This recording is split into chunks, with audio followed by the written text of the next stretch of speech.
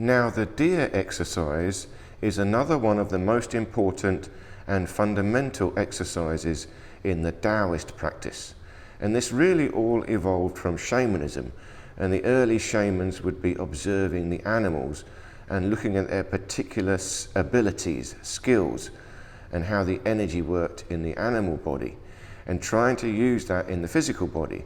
Now, the deer exercise, this is my version of it. I do it like this. I squat down in a half squat position, allowing my hips to project backwards, and I'm leaning my arms onto my knees. So I lock out the arms, let the shoulders rise up, so I can lean my body weight into the knees and hold this half squat position nice and easy. And then here with the inhale and the exhale, I'm moving my head and also clenching the pelvic floor. You can think of this as Kegel exercises.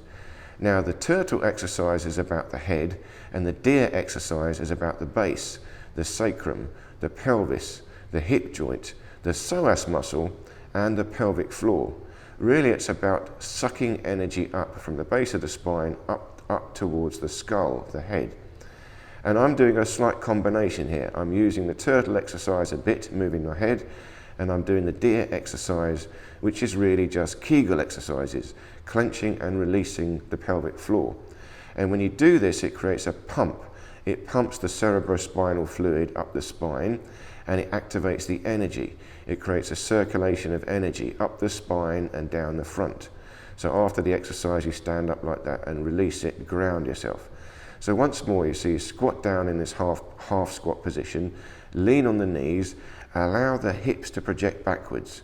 I've still got a backwards arch in the spine, suck in the stomach, hold the belly in tight. Now, you don't really suck the stomach in, pull it in, activate the TA muscle, and then you clench and release the pelvic floor.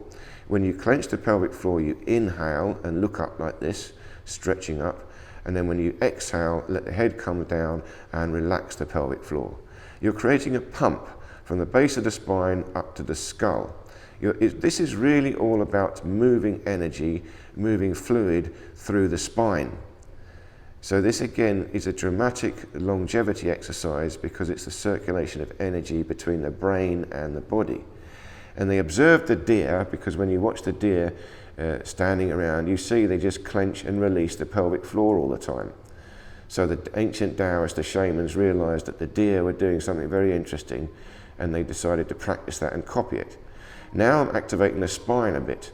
So now with the inhale like this, I arch back, look up, clench the pelvic floor, and on the exhale, I pull the belly in, squeeze the air out, and look down. Inhale, arch back, clench the pelvic floor. Exhale, relax the pelvic floor, look down. It's a longevity exercise because they noticed how the deers lived a long time. And they realized as well that the deer had a lot of energy going up to the brain, up to the skull, because a deer would grow antlers. Now, the antlers are extending from the head upwards towards the heavens. So for a deer, that animal, a lot of the energy rises up the spine to the head and extends out into the antlers. And the antlers are like antennae collecting cosmic energy. Remember, this is all shamanism. They saw life holistically. They were looking at the energy, the life force, the soul, as well as the body. So it's a very simple exercise, very powerful, and this is my version of it. Essentially, I'm combining the deer exercise with the turtle exercise and also a bit of the snake exercise when you activate the spine. And this here, vertical twisting, hold a nice vertical spine, twist left and right, pull the belly in, and finally bounce a little bit up and down on the toes. Nice tall posture, and when you bounce on the toes, you ground the energy back down to your legs. Because these exercises pump a lot of energy up to the head, which is very, very good for you, but you'll get a head rush, you might feel lightheaded, so always ground it down to the feet afterwards. So I hope this made sense. Please do let me know any questions or comments, and I look forward to seeing you in any of these other videos here.